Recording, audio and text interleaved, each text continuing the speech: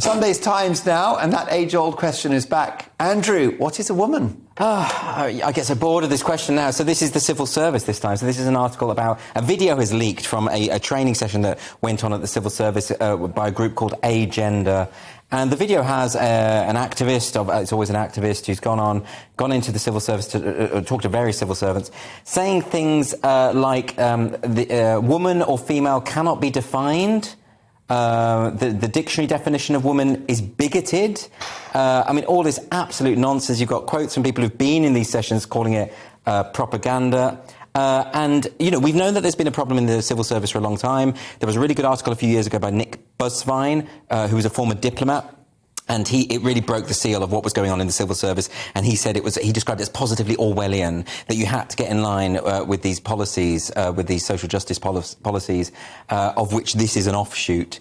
And it goes for all of the main sort of race, gender, sexuality ideas, you know, and it's not just treating people equally, it's this very ideologically driven thing which actually ends up separating everyone and taking us backwards. But it really infected the civil service. The organisation is called Agenda. So it's called Agenda. Well, they say Agenda, but yeah, of course. Yeah. And they do. It's really important that the civil service is impartial. The civil service can't do its job unless it's impartial. And the problem with this stuff is you can't vote this out, right? It doesn't matter if you have the Tories or Labour. Yeah. You've got, if the machinery of government, the civil service, is operating in this way, we're going to get it no matter what we voted for. And this is really, really dangerous stuff. It's like having a religious cult at the heart of Westminster.